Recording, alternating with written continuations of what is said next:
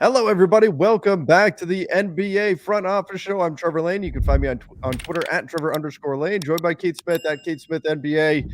Final four are set. Four teams remaining in the NBA playoffs. We're going to talk a little bit about that. We'll talk a bit about the news. Number of things to get into. Keith, we're starting a new week. This is going to be a good one. This is an exciting time in the post. This is the point where we don't have games coming like every single day. We were hit that stretch, which is great, by the way. I know you've been bemoaning the lack of games recently, but I enjoy being able to really drill down into each game. And the beginning of the postseason, the games are coming so fast and furious that it's hard to really lock into every single series. And but now I think we can kind of do that. We can really lock into these matchups. Yeah, and to be clear, I am ready for the night off tonight. Like I just I need a night to breathe, and I know we didn't have any games on Saturday either. So, but that was still we like just tonight's gonna be a nice night to relax, and then and then it's basically every other day from here till we get to the finals matchups being set. So I'm super excited. I gotta admit I'm a little surprised when the Celtics were down 3-2 and playing like crap in game 6. They're still here. When your team was metaphorically down 3-2 in like March and playing like crap, right. And they rallied back, that they're still here. But our ever-present dream of Celtics Lakers to break the title tie is still alive somehow. It is still alive. Now the odds, according to Vegas, the highest odds of happening, it's Denver, Boston in the finals. And then after that, it's Boston, LA. After that, it's LA, Miami, I believe. Or no. After that would be Denver, Miami, and then LA, Miami being the least likely in terms of what's going to happen here. But this could happen. We could wind up with Lakers versus Celtics with 18 on the line. I have a feeling the league offices would not be too upset if that was the situation. I think you might be right. I mean, Q and all the Nuggets and Heat fans are like, yeah, we know, right? Like, right. We know. Like it's going to be one call. It's going to be Nikola Jokic hammers Anthony Davis into the 8th row of the seats, and it's going to be like, that was barely a foul. Like they just want the Lakers, right? It's just going to be crazy stuff like that over the next couple weeks here. But we'll see, man. I'm excited for it. But we got there. We've got a million other things going on with some of the teams that were recently eliminated, as well as a story I would have hoped we would never have to talk about again. And yet here we are, only scant months later, having to get back into it. Let's bite the bullet and just get it done then. Ja Morant, Instagram Live, it wasn't in a club this time, but a similar situation. He's on Instagram Live and can be seen brandishing a gun, right? There was the guy that was, I believe he was driving and was filming, like realized really quickly that Ja had pulled the gun out and took the camera off of him. I don't know if Ja didn't know they were live or and thought they were just recording a video or what the situation was, but people noticed, people saw it.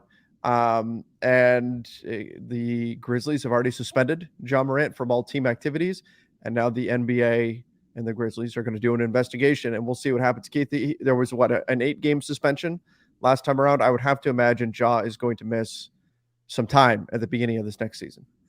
Yeah, I think so too. In the 8 games, it's important to remember they gave him credit for 5 games, like kind of time served, because he had sat out voluntarily during that stretch of time too. So the league is not going to be as lenient this time around. And we're going to get people who are going to say, did he break any laws? Like, who says you can't have a gun? One, we don't know where that video was taken, right? We don't know if it was when. Or when. Well, I know it was live. We do know when. People know when. Yeah. But we don't know where they were. But let's even presume he was in a place where, let's assume the gun is legal and registered. And registered to him and all that, right? No, he did not break any crimes. But the NBA has rules and regulations beyond the laws, and that's just the reality of how it works. It's the same as any business. You if your business says, we wear blue shirts on Tuesdays and you show up in a red shirt and they say, you got to go home, you can't work today. Well, then that's how it is. Right. And it's obviously that's an extremely minor thing compared to what John Morant did. But, the league has rules and the kind of be all end all of the commissioner's powers in every single sport worldwide is for the good of the game or the good of the league or whatever it is. So if Adam Silver determines John Morant flashing a gun is not for the good of the NBA as a whole, he can punish him to whatever extent he wants. Then it becomes, does the Players Association fight it? Does John Morant fight it? Where do we go from there? So that's where this is going to be punishment wise. Now, the last thing I want to say is, what are you doing? Like, what are you doing, man? Like, pick better friends that aren't going to put you on camera. Be smarter yourself. Like, all these things together. If you want to, play with your guns and, just stay home and tell your friends, hey, no phones, right? Like we're going to do whatever. Like, I don't then do whatever you want. But you just did it. And then what's so disappointing to me is he used in his apology, like mental health related things as terminology. Part of what he has to work on. And that's not okay. Like you can't just throw that around and then be there. And now if that is true and you need to do that, sorry, but your 4 days in a treatment facility wasn't enough. Go check yourself back in for a lot longer period of time. But this is just dumb. I mean, there's no other way to put it. It's just dumb. Like, and it's dumb and upsetting, and I hate everything about it. It really is. It's just a terrible decision, obviously.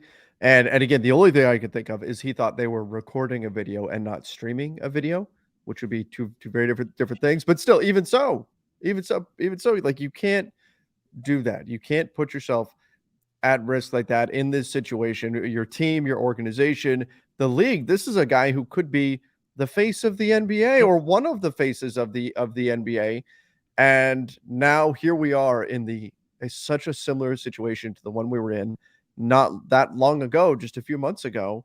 Again, like you said, it's just dumb. It was just not a smart decision to make. And people will point to, they'll say, well, what about this? What about that? What about, but people take pictures with guns all the time, right? Or what if I saw this argument, what if Ja had a YouTube channel where he displayed guns and showed how to properly load them and clean them and all that sort of stuff?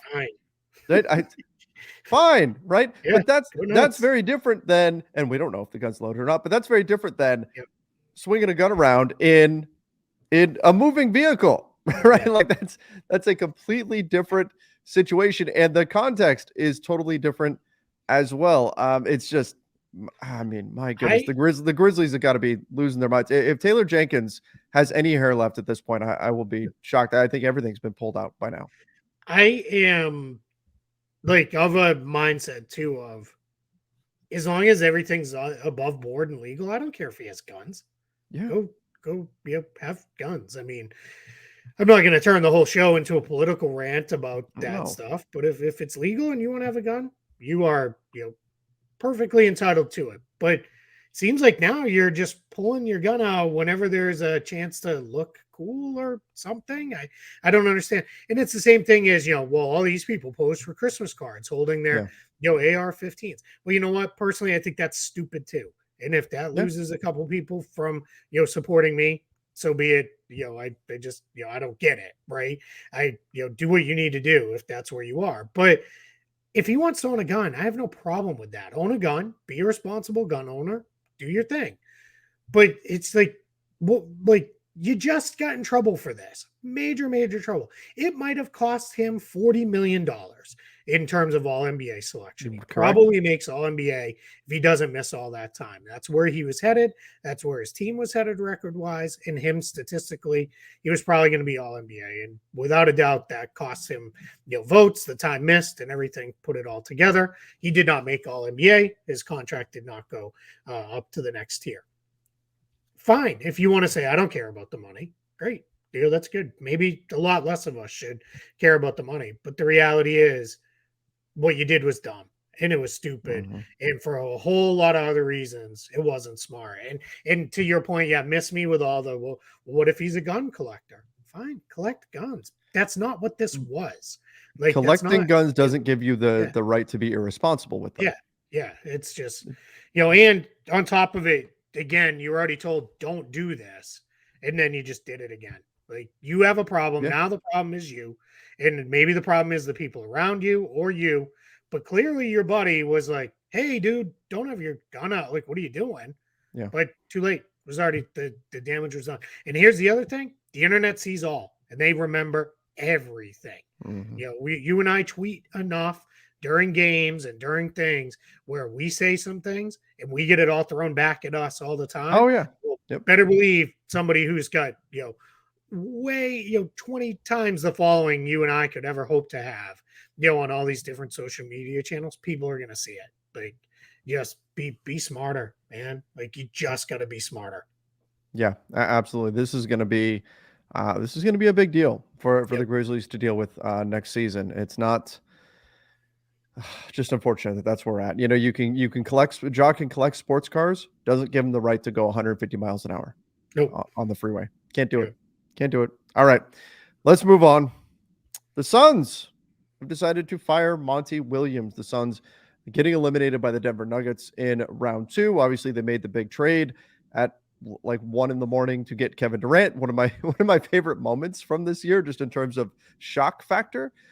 They make that Kevin Durant trade, which Great doesn't look. live show to watch, by the way, if you're Oh, looking to have some fun, because we were super s- duper punchy at like sleep 2:30. deprived, running on adrenaline. That was a good time. But that trade is not looking quite as good now, and we'll see. Obviously, next season, I think the Suns are going to be a deeper team next season because you can get some of those ring chaser types to come in for minimum money. I think that's what I'm predicting is going to happen with the Suns this summer. But I'm not surprised. Like, people look at Monty and go, "Well, this is a good head coach." There were a number of teams that wanted Monty Williams. This is a good head coach.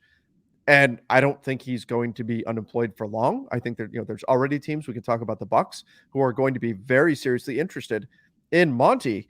But you could see this coming when ownership changed, because typically when a new group comes in, what do they want to do? They want to put in their people. They want to make their decisions. They want to be able to say, see, I did this, I did this, I did this, and not just stick with what the previous regime had. So I think the writing was kind of on the wall that unless you got a really deep run here from Phoenix, there was probably going to be some kind of a move like this made. And so ultimately, Matt Ishbia decided that second round, not good enough, and we're going to make a change. And now the Suns are going to have a new head coach next year.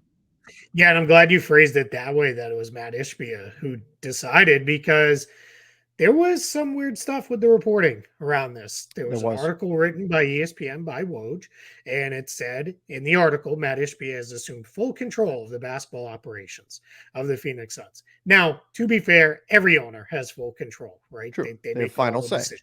Right. It's, nobody fires a coach without the owner weighing in. Nobody makes a big Mhm. trade, even a minor trade, without the owner weighing in and saying, yeah, I'm good with it. Move along. I'm good with paying $5 million extra or Yeah. whatever to get this player. And That you have to go through ownership for that kind of stuff. exactly. And some owners are very like, yeah, if that's what you think, I'm hands off, do your thing. And others are very, very involved. But either that was inaccurate or somebody didn't like it, because that was removed by like the next morning from the article that was well chronicled by several people, including side by side screenshots, because again, if it's on the internet, it lives forever. So now what I will say with this is, one, this is how the NBA works now. It is more than ever. It is a what have you done for me lately league. Monty Mhm. Williams was coach of the year a couple of years ago, got his team in the finals a couple of years ago, fell short the last 2 years. In both of their elimination games were embarrassing losses where they got absolutely destroyed and no-showed. Yeah. The other thing that we can get into here is, James Jones, you're next, right? Just Yeah. the reality. Uh-huh. New owner, he didn't hire you. He inherited you. It's the same thing as when a new GM takes over, they want to pick their coach. New coach comes in, he wants to get some of the players that he wants to get. There are major changes coming for this Suns team. I think the only two remotely untouchables on that roster, Kevin Durant and Devin Booker. Yep. Everything else in play. We'll see where it goes from there. They've got a lot of stuff to do. And not a lot of time to do it in. Free agency opens in a month and a half. Like, Keith, as crazy as it is, but that's where we are. if you are an NBA team right now and you have a head coaching vacancy, this isn't a bad year to do it. I mean, Yeah. Monty, Nick Nurse, Mike Budenholzer, like there's some top level coaches Yeah. that are going to be out there on the market.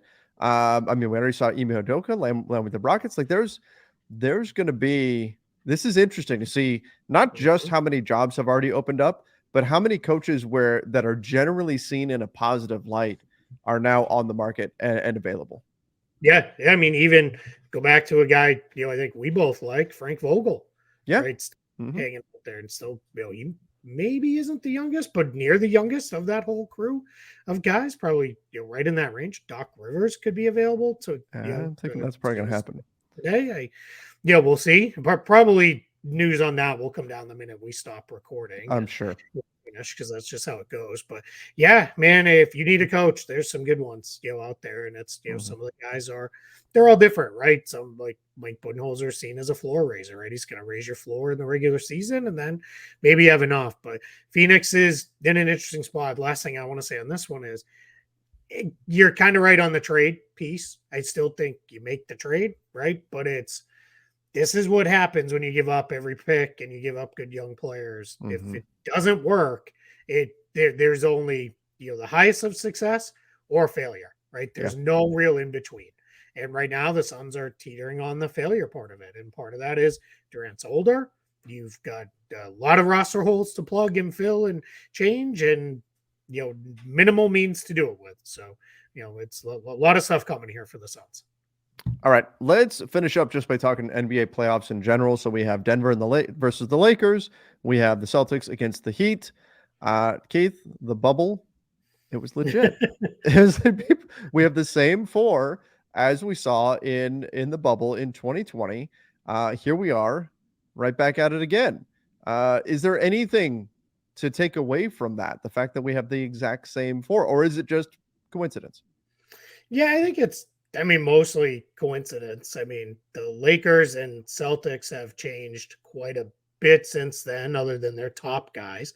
They both have new coaches. Denver and Miami haven't changed as much, right? They are, not exactly the same, obviously, but somewhat similar. I did think it was funny. Someone noted each team still has their top two guys. Yep. From that year, right? Everybody still get the same top two guys. So I don't know if they're suggesting we just play 2-on-2 and call it done. And NBA Jam style. But yeah, right. Yeah, that'd be fun, man. That would be fun. Yeah, 5-point shots and all sorts of craziness. But maybe they lower the baskets to like 8 feet so you can get those ones where the guy jumps 20 feet because it at least simulates that, right? But all right, we don't have time for that kind of tangent today. We're pressed for time. Yeah, I think these are, through the kind of run of the playoffs, these have been the best 4 teams left. I know that's easy to say because of the 4 teams left, but they really have been the best 4 teams through the run of the playoffs. And they haven't. I mean, the Celtics haven't made it easy on themselves. The others, kind of have-ish to some extent. They've rolled a little bit smoother into the conference finals. But yeah, I'm really, really looking forward to all of these games. It's going to be a lot of fun.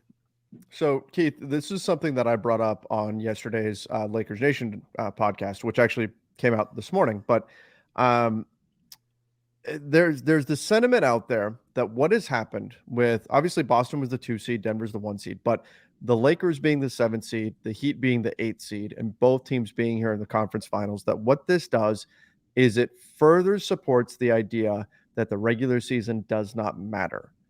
Do you agree with that sentiment? Is that the message that gets sent by 2 teams that were play-in teams making it all the way through?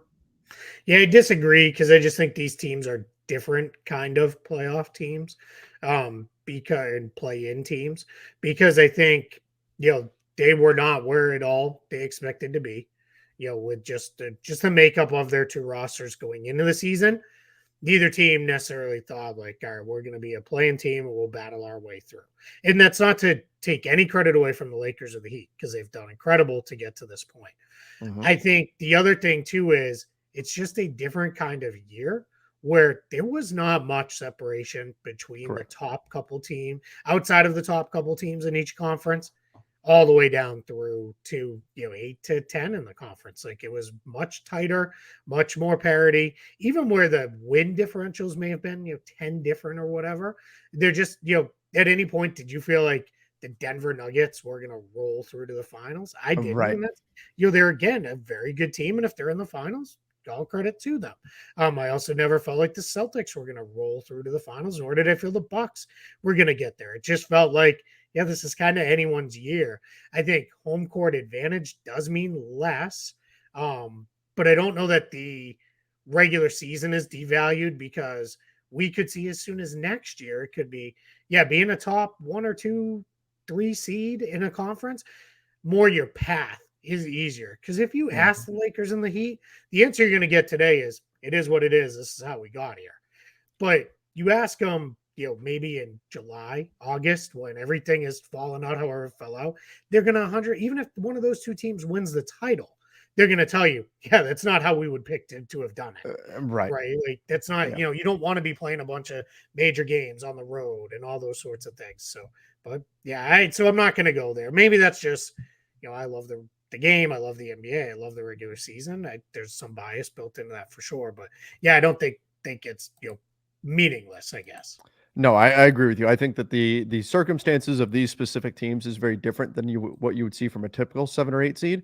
Yeah. And so I don't think it's now. I will say that this is also what the NBA wants. So maybe this becomes more commonplace because they do want more parity. They want what happened in the Western Conference this year, where Sure. with 2 weeks to go, fans in Utah were still paying attention to the season because hey, we still have a chance to be in the playoffs, and we haven't just been out of it since November. And right, I mean that's the ultimate goal for the league, is to have that kind of parity. So maybe this does become more commonplace, but for the time being, when I look at these teams, I think that it's not entirely unique, but it's also a bit out of the ordinary to see this situation happen. I think there is still a great benefit to having a successful regular season, not just doing enough to get into the postseason, but actually doing enough to get home court advantage. I think that can matter a lot. I think that just this scenario is a fairly rare one. And again, maybe it becomes less rare into the future, but looking historically, this isn't something that happens all that often.